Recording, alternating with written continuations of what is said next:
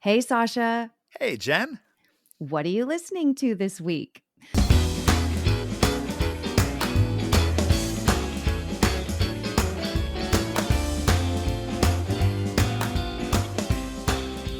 Welcome to season 6 of What Are You Listening To? The weekly podcast created to foster community through music by sharing the stories behind the songs that soundtrack our lives. Some of the songs are old, some new, all good. I'm Jenn Tully, and this week I'm joined by Sasha Mereu. Sasha is an artist, conjurer, musician, writer, and entrepreneur. Sasha's creative career has spanned more than 20 years. In that time, he has written and released numerous records, played music festivals, toured the world doing magic and grand stage illusion, including a run on Broadway in what would go on to become the highest grossing magic show in Broadway history, and he's created a radio drama style podcast. His current endeavor, which flexes his entrepreneurial skills, is called FairVu. FairVu is a benefit corporation which Sasha co founded with his business partner and friend from middle school band, I might add, that is intent on building an online platform to address the inequities that have become systemic in the music industry and empower musicians to create new revenue streams in the digital streaming landscape while cultivating deeper connections with their fans. This week, Sasha's going to share more about FairVu, how his creative background has helped to drive his latest business project, and of course, the music that is the bridge between the two. As always, Sasha and I are going to get to know each other a little better through 4 songs. 2 are his picks and 2 are mine. Which songs do you think we're going to discuss? Tune into our conversation to find out. And in case our song picks are new to you, we'll publish a playlist with the episode so you don't miss a beat. With that, let's get started. Sasha, I'm so excited to have you on the show. Same. Please tell me, what are you listening to this week? Okay, this week my first choice is The Answer by Richie Sambora. Okay, so this, you kind of went deep track on me here. I am so excited to get into why this song and why this was your first pick. So tell us a little bit about this song and what it means to you, how it came into your life. So here's what's going on actually. We're recording this on Friday. I fly down to Southern California tomorrow, and I've got some stuff happening, and then I'm going to be doing a series of magic shows at the United Theater on Broadway in downtown Los Angeles, Okay. and at the Magic Castle. And so magic and stage illusion have been a huge part of my life and career for the last 20 years. And this song really was kind of the introduction of me doing that. When this comes on, this particular song, I can close my eyes, and all of a sudden, I'm 17 years old and watching a magic show in Reno, Nevada called Carnival of Wonders, which featured Okay. 3 magicians, Mark Kalin, Ginger Kalin, so they were a married couple, and a guy named Jeff Hobson. And they had created an illusion show that mirrored a carnival and had all of the different elements of it, the Tunnel of Love and the House of Horrors and the Illusionarium and such. And at the end of the show, I was mind blown. I had no idea that humans were capable of doing something like that. And I turned to my mom and I said, I'm going to work with them one day. And that was 20 years ago. We have toured the world together. We did the run on Broadway together. And this song appeared in that show. Mark, the main illusionist, he does to this day still a billiard balls routine where billiard balls appear and multiply in his hands. And he does this setup about doing this routine for his mom for the first time. And my mom died back in 2001 when I was 19, and so there's a lot of emotional connection with this song specifically. Later on in my life, when I started actually working for them, they had a young daughter, and I remember sitting out in the when I was just learning their show, sitting out in the audience and watching him do that. And she was with me. She was probably maybe 5 years old at the time. And Okay. the music comes on and she grabs my hand and she looks up at me and she says, he just does this for me. This is my song and my trick. And my heart Oh, broke into a million pieces in the best way possible. And this song has just sort of followed me throughout my life in different phases, and it is a deeply meaningful piece of music. And interestingly enough, it's if you've not heard it, absolutely check out the playlist and give it a listen, because it kind of goes deep into philosophy about death and the meaning of life and Yes. what's going on. And interestingly enough, when I listened to it for this show that we're doing, I realized something which blew my mind. I've only ever heard the first part of it all the way up through the chorus and then the bridge. I had never heard the actual sort of third verse, that last bit, because it had been cut Cut for and the edited show. for Okay. the routine.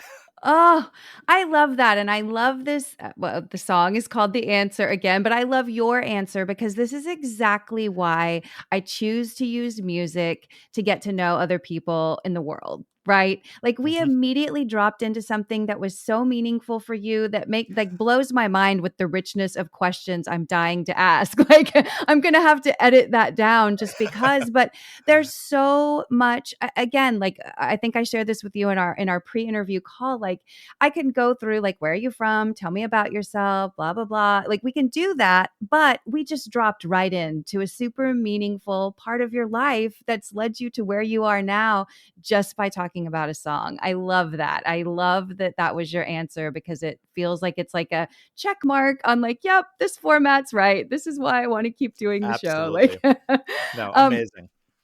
and I love the story. This is a song I was not familiar with. I always call that out when somebody brings a song to the show that I haven't heard before, that I don't know. Clearly, I know who Richie Sambora is. I'm a Bon Jovi fan from Oh back yeah. in the day. So most people, I think, probably know Richie Sambora as, the lead guitarist from Bon Jovi and one Mhm. of the lead writers in the band as well. He and John Bon Jovi wrote a lot of their biggest hits together. But it was so fun to go back and sort of revisit this. I'm a super nerd for a celebrity memoir. And so I've Yeah. read a lot of them. And, this reminded me sort of a really beautiful version of the Joe Perry, Steven Tyler relationship, from Mhm. Aerosmith. Like, I feel Mhm. like Richie Sambora and John Bon Jovi are vastly different, but still, have a relationship that this was news to me too. I didn't realize that he formally left the band in 2013. So, Yeah.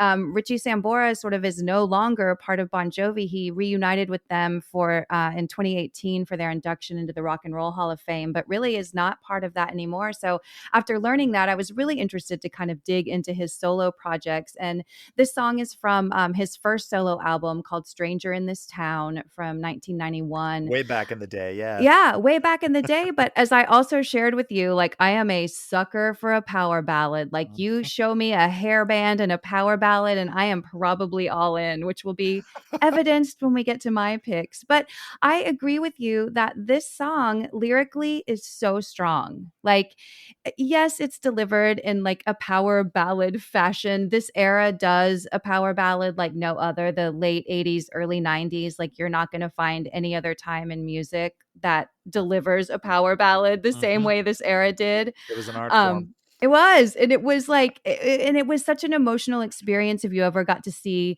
it live or, like you said, during a show, because it immediately engages you in a very emotional way. And then when you're watching it, say at a concert, and 20,000 other people are singing with you, like there's nothing like that. No, There's nothing like that. It stays with you forever. it's the And power of so music, man.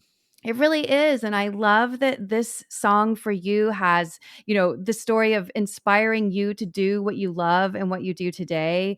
It is something that takes you back to a specific place and time. It's something that connects you to your mom who's no longer here. It's something that connected that musician to his daughter. Do you know what I'm saying? Like, And really his daughter to me as well, because in seeing how they were with their mm, young daughter, that sort of gave me the permission to have my kids at that point in life, that they sort of demystified everything and provided me with an answer. So it was very cool.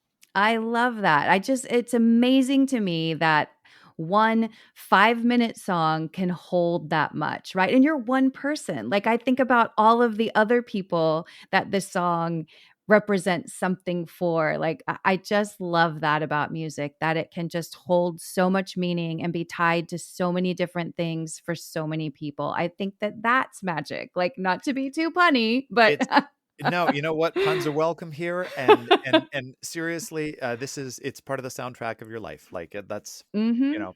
that is magic. The soundtrack is magic.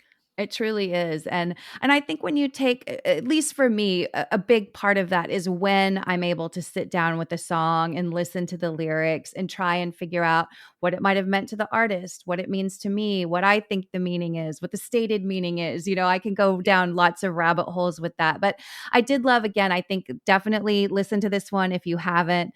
Listen to it while you're reading the lyrics. The lyrics are great. Yeah. And there was one, I love this, like I kept coming back. There are so many great lyrics, but this is one that I loved. There's a world in every drop of rain, embracing oceans sweep us home again. And I'm just like, oh, I really thank you, Richie Sambora. It's like, Right. it's a little bit different from Tommy used to work on the dock, or maybe some of their other some of the other more famous lyrics. But Yeah. Big time. I think that this song just really is lovely lyrically. And I think that I was saying, it was funny when I was listening to it. I'm like, it's not dramatic in the way that like a Meatloaf song is, but Right. but he's performing it. He's like, you can hear it in his voice. Like he is feeling this song. And because of it, I feel it. Well, and even just in terms of the arrangement, because it's Richie Sambora, so it's pretty guitar, but there's Mhm. there's distorted guitars that come in, but they sort of fade, and it's all very ethereal and atmospheric, and it just really, really well done. Yeah. It's not over the top, and like it doesn't feel cheesy to me. No, I agree with you. And I can, now that you share that it was in this, Grand Illusion magic show, like I wish I could have heard it, because it seems like it's perfect for a magic show, like Mhm. it feels like it could definitely go there. And at this point, I feel like we're definitely going to have to do a separate episode. Maybe we'll pick like songs that talk about magic, or like songs with magic in the title, because I shared with you before we recorded, I'm such a nerd. The Magic Castle is one of my favorite places. When I lived in Yeah. LA, I had the privilege to go several times. And I just think it's one of those like quirky, special places in the world that if you've not been, you have to go and experience it. So maybe I'll have you back, Sasha, and we'll do something entirely focused on magic. Let's do it. That would be incredible. I'm super game for that. Yeah. Well, tell me about your second pick. We definitely take a little bit of a turn musically. And this was one that, again, I kind of went down a rabbit hole a little bit with this band. So, yes, tell me what your second song was and who it's by. So the second song is called Summer Disease by a band named Millington. And they're actually a brand new group for me, which I found recently doing some of the work that I'm doing with FairVu that you had mentioned before. Yeah.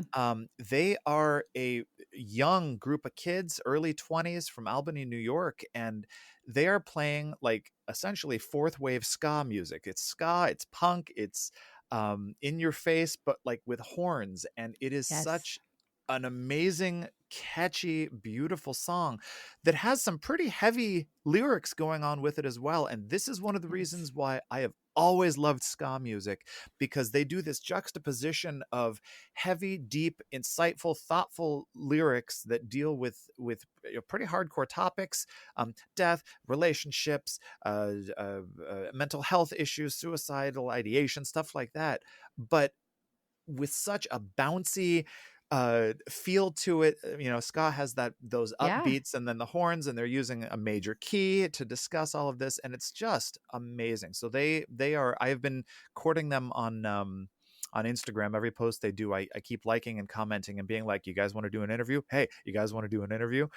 Because they're that good. They're just phenomenal.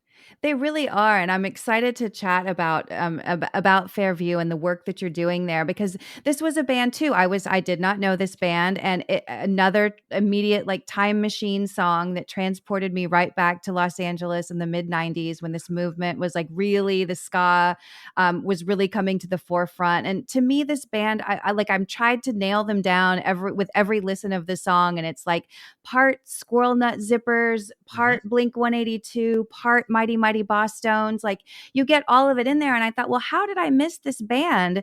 So I'm like, where are they from? Oh, they're from the East Coast. That's how I missed them. And then I look at when this album came out, and it's 2025. I thought Yeah. for sure this was a band from the mid 90s that I had just missed. So I was so happy that, and I love too that they call themselves themselves a brass emo band. I Brass think that emo, right? that's I Yeah. think that's so great. But tell me about the work that you're doing with FairVu and how that can help some of these musicians that I think deserve a major platform across. They're representing a type of music that is loved by so many people. Like, tell me what FairVu is doing to sort of help surface musicians like this, or help musicians that maybe Yeah. are not as in the forefront as they should be.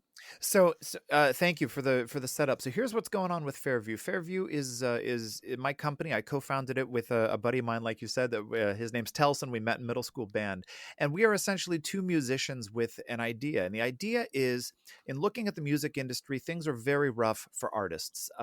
Record sales are a thing of the past, essentially, because of online streaming, Yep. and those streams don't pay almost anything, 0.0023 cents on the dollar per stream on Spotify. And you can't make a living doing that. So FairVu is working currently to raise funds, and we want to build a digital platform that is optimized for musicians to be able to create some revenue streams. And it's going to do that combining three services. So think sort of YouTube combined with Twitch or Patreon and Okay. Shopify. Hmm. Live streaming of your concerts, media on demand, and then also an e-commerce storefront for you to be able to sell merch. And what's going to be revolutionary about this, these are all services that musicians use, that they need. This is all going to be in one place, and it's going to be optimized for you as an artist to be able to set up and directly work with your fans, the people who love your music, the people who support you and everything that you do, and remove the middleman for what's going on. So, Jen, let's say that you've got a band, you're going to be playing a show in Austin, Mhm. and you've got a bunch of fans in LA, and LA, they're not going to be able to make the show in Boston. They're not going to make the trip, but they would see the show if there was a means of doing so. So with our platform, once everything has launched, you'll be able to hit a button, point the video at the band as it's playing, and then you as a group can sell digital tickets to your performance. Wow. And you are going to have the freedom to be able to set the ticket price yourself.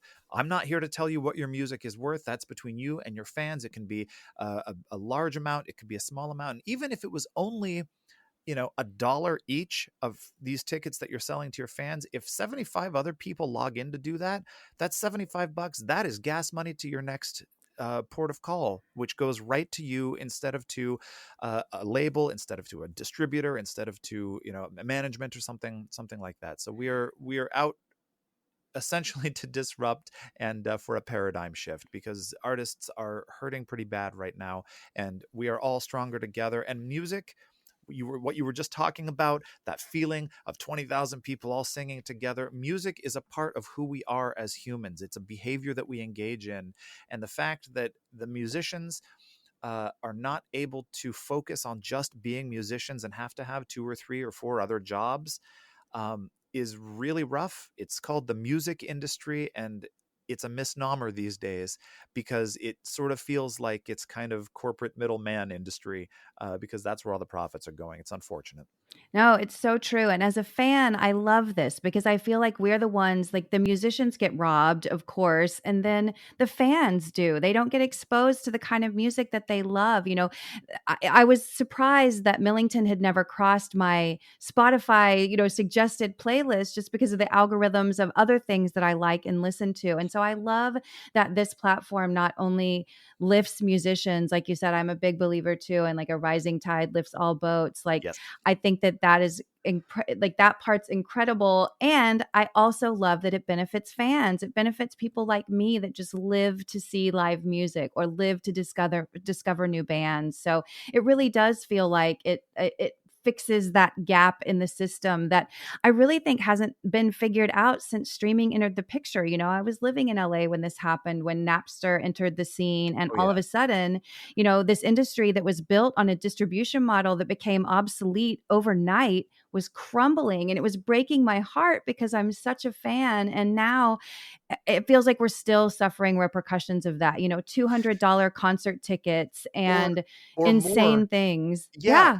Yeah. Ticketmaster and Live Nation being in bed together, having a monopoly on 90% of the venues that are out there, and them engaging in what's called dynamic pricing, where Yeah. if a lot of people want to go, well, the price is going to be going up. I mean, when Blink 182 went on tour recently, we're talking tickets were being resold for $3,000 and $4,000, Yeah. and it's like I saw them for $9 in Yeah. 1996, Yeah. and that's the last time that I've ever seen them, because I simply can't afford that. That's going on vacation, and that's just for a single ticket. So like, Yeah. if you want to go with a wife, a girlfriend, might take my kids along, like, Yeah. it's not, the model is broken. And so we are doing what we can to reach out to all of the independent artists out there, and essentially we're crowdsourcing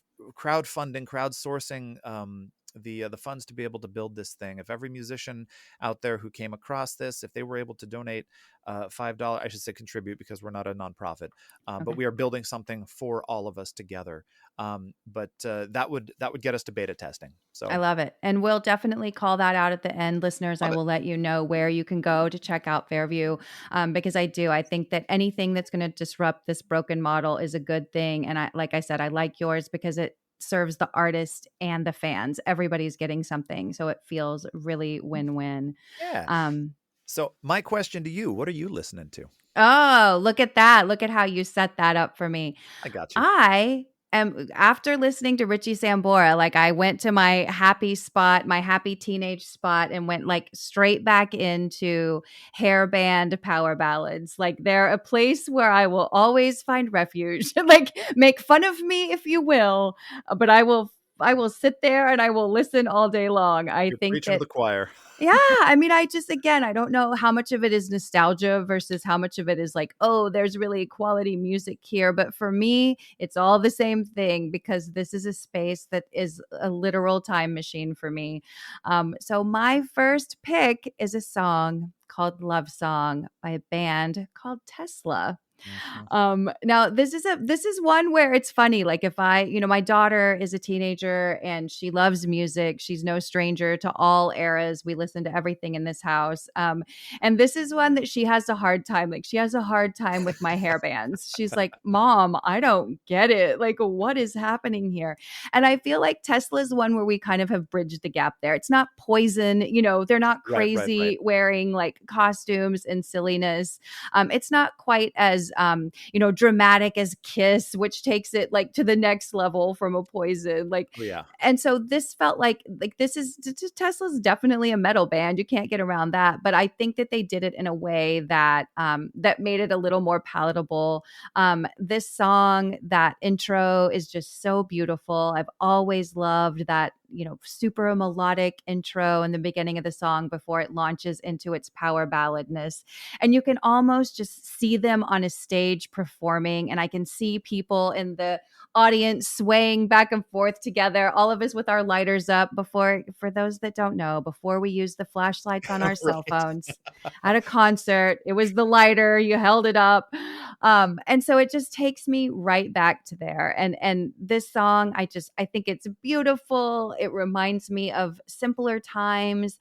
And I think a lot about the lyric, love is all around you. Like he says Mhm. it several times in the song. And it's not like he invented that phrase or the band invented that phrase. But when I think about that, I hear it with the music behind it. Like that's the tune I hear in my And head when I think. there's definitely a poignancy that goes along with it, because it's a sad song for parts of it, about a Yeah. breakup and then coming back around to all of that. And it just as a sidebar real quick, it's funny, I never smoked, but I did have a lighter that I carried in my concert jacket so that I could Right. engage in that when I Same. went to shows. And yeah, the intro to this song, with the acoustic guitar, it almost has a medieval feel. And when I Yes. closed my eyes yesterday to listen to this, immediately I was back in the back of a Toyota truck when I was about 16, and my girlfriend at the time, who became my first wife, she was reading a book to me called Knight in Shining Armor by Jude Devereaux, and it was something that Okay. we used to do. So thank you for the trip on that. That was very cool and See? poignant that she, we ended up getting divorced. We've got two kids, we co-parent, and it's all good. But like, just the flood of memories that came with that I was not expecting. Super cool. Yeah, it really is fun whenever a song like finds you again that you haven't heard in a while, and it does. For me always, like it takes me right back to the time and place when I first heard it, and those memories are just like right there in the forefront of my mind. I love it.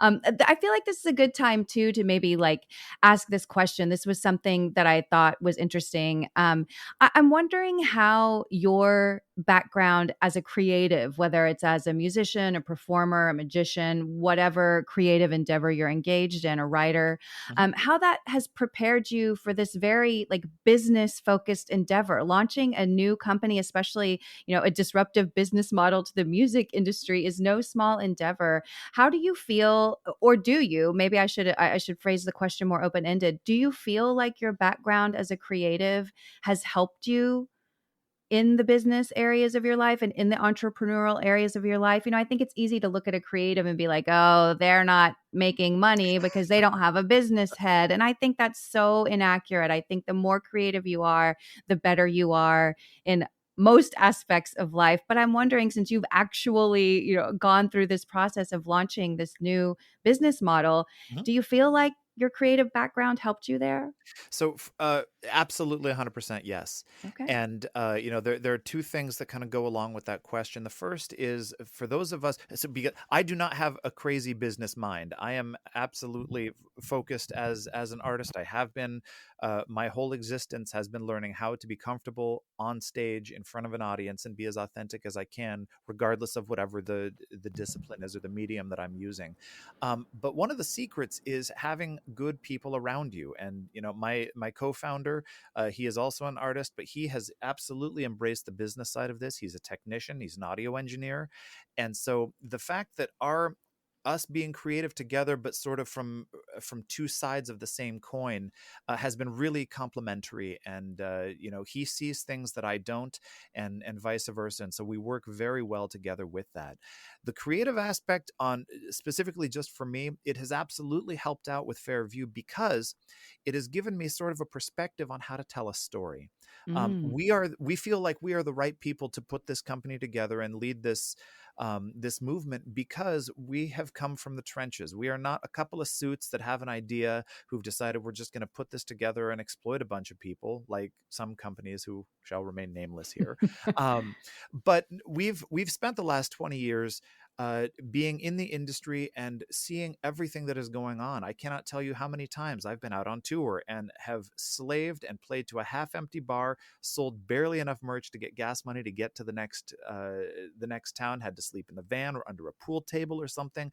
I've had to take that was my vacation away from work. Anything that the PTO, that's it. Like it has been a struggle, and so it's not a unique story, the one that I've lived, but in seeing all of that with all the rest of the bands and musicians and artists out there, it is a common ground that we have. And I think in putting that together and having lived that, it has given us a perspective to be able to tell not just our story, but everyone's story together. And then in doing so, we are going to all come up and support each other and take back rightfully what is ours, which is music and the power in the industry. I love this. And I think too, creatives are just naturally resourceful people. They have to be. And they're They have to also be. used to collaborating, right? Which I Yes. think a lot of times, whenever you're a straight business head, you learn the tools, you learn the structure, you learn the model, you follow it. And in my experience, creatives are always open to like, yeah, I have this model, but show me how I can blow it up and make it better. And so I'm Mhm. happy to hear that you feel like this creative background has served you, because I think that a lot of times, like I said, people that are looking at creative endeavors or that want to pursue that get sort of shunned or poo-pooed, that like, how are you ever going to make a living? Whenever I think that it influences so much of what makes companies or new ideas great. And I think creatives sort of need to be leading that more than, like you said, the suits. I think we've seen where the greed and the we have to do it this way has gotten us. So I hope that more creatives will hear this and think like, oh, maybe I could do something that's business, more business Absolutely. facing, or that is not only part of what I'm doing as a creative artist, but that can benefit the greater good. Because I think that, yeah, the way that it's working right now does not feel like the right path to me. Well, Doing the same thing again and again and expecting different results is Yeah. the definition of insanity. And, coming at it from a different perspective and a different background, uh, there's potential there. And if you are thinking about doing it, pull the trigger and go. Like, let's, figuratively speaking, I'm not telling anyone to go shoot Right, anybody. right. I'm saying engage in the project, Yeah. jump into the business space and see what happens. Freak Yeah. some people out. Yeah, no, I like it. I think it's the way to go. I really hope that like you said, like this is the beginning of a movement that sort of starts putting art and artists back at the forefront and that connection with fans, because that's really something I would love to see injected back into music. And with that, we're going to round out our playlist here with my second pick. This is another like flashback to the mid '90s for me, but a song that I'm happy to include. It's a song called "Time Bomb" by the band Rancid. And this was interesting. We did our second season of The Battle that Matt and I just finished was all about songs related to true crime. Mhm. And we had a Rancid song, Maxwell Murder, in that episode or in that series. And so Rancid had kind of been back in my rotation from that. But this was one of their big hits, but this was always like such a favorite song of mine. Again, it takes me right back to 1995 Los Angeles and Oh, yeah. driving up the coast to Santa Barbara to go hang out with friends in Isla Vista. And, I can tell you what I was wearing and what song Yes. came on the radio after this one and where we went to hang out and have drinks. It was Joe's, by the way, downtown Santa Barbara. We went to house parties in IV, but, I just think that again, this is one of those things that it puts me right back in a happy place. And I love that about this song. And it's so like of the era, like when you hear this, you know where you are in time. Hugely so. It's not a mystery at all.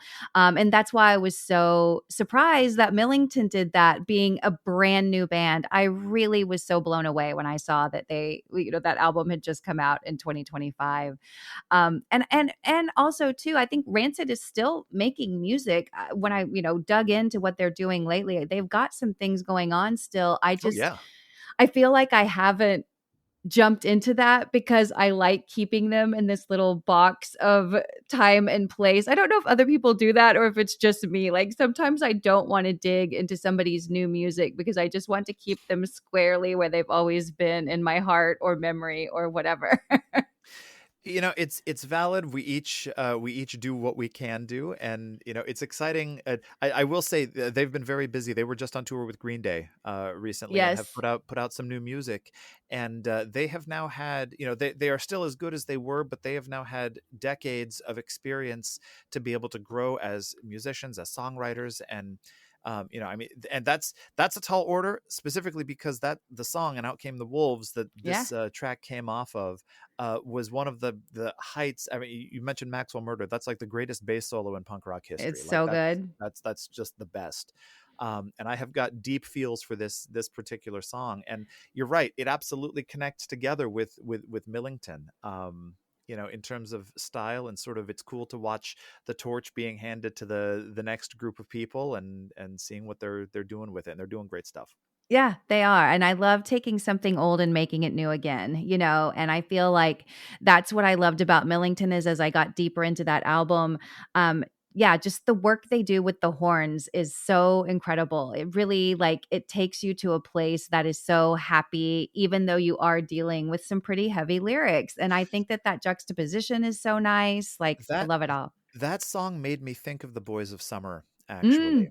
Mm-hmm. In sort of that, I'll still be here when you're gone, except with theirs, it was the switch and being like, yeah, okay, you've apologized for what happened, the summer disease that took everything off, Yeah. but we're not looking back and just moving forward. I don't it is all connected in this interesting web work that exists up here, especially as we turn on the music and just let ourselves drift. So pretty incredible stuff. Totally. And memory is so tied to music. I think that that's why I love it so much is that it really does allow me. It's like a photo album in my mind, Yes. with the songs that play. So, Sasha, thank you so much for sharing what you're listening to this week. I knew we would have a great Oh, conversation. yeah. So I appreciate you taking the time to join me on the show. And My pleasure. I think we're really going to have to make our magic episode happen. So we're going to Please, have to we're going to have to please. talk about that for season 7. I think All that could right. be so fun.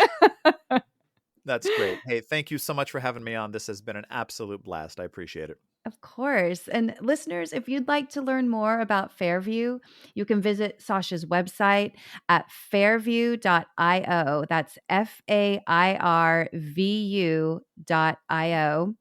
And as always, please be sure to follow, download, and share the show. And if you love listening, drop us a review on Apple or Spotify. And last but not least, to stay informed on all things Super Awesome Mix and What Are You Listening To, be sure to follow us on Instagram at Super Awesome Mix. Thanks for listening, and please join me again next week to find your new favorite song.